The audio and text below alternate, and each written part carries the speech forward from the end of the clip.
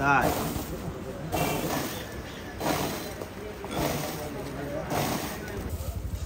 Blackmail করলে ভালো লাগবে।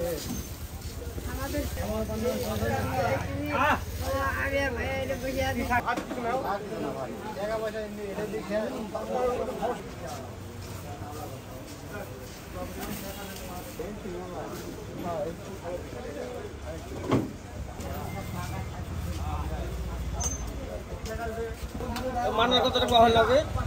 এই মান্না পেঁয়াজের বেশি ধরতে ইন্ডিয়া থেকে নিব। আমার ডিমান্ড বেশি, আমার টাকার দরকার। আপনার বুড়ি নাকি?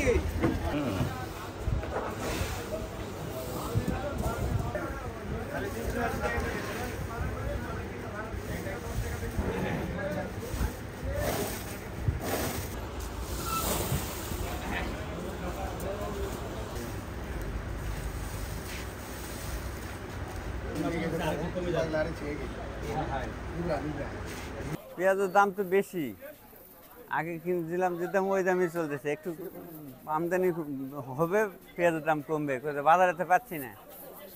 এখনো 90 টাকা 100 টাকা কেজি পেঁয়াজ, মনে করেন 60-70 এরকম বাজার হলে তাও চলার মতো হয়। পেঁয়াজের বাজারটা অতিরিক্ত বেশি।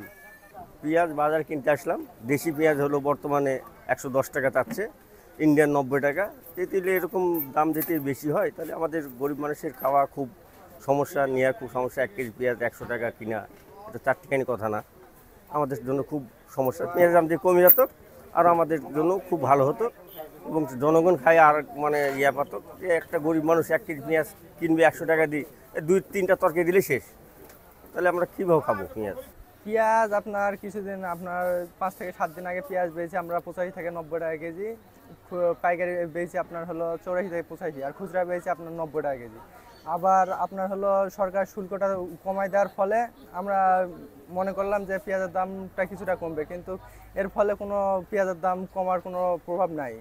আমদানি আগের তুলনায় আমদানিটা কিছুটা বাড়ছে, কিন্তু হলো পেঁয়াজের দাম ঠিক আগের মতনই আছে। এখনও পেঁয়াজ আপনার হলো পাইকারি বাজার 85 টাকা বিক্রি হচ্ছে, খুচরা বাজারে 90 টাকা কেজি বিক্রি হচ্ছে। বন্দরও পেঁয়াজের দাম ওই আগের মতনই আছে এখনও। আগেও আপনার ওই 84-85 টাকা পাইকারি বিক্রি হয়েছে, এখনও ওই দামই। আপনার আমদানি বাড়ার ফলে পেঁয়াজের দাম কোনো কমার এক নাই।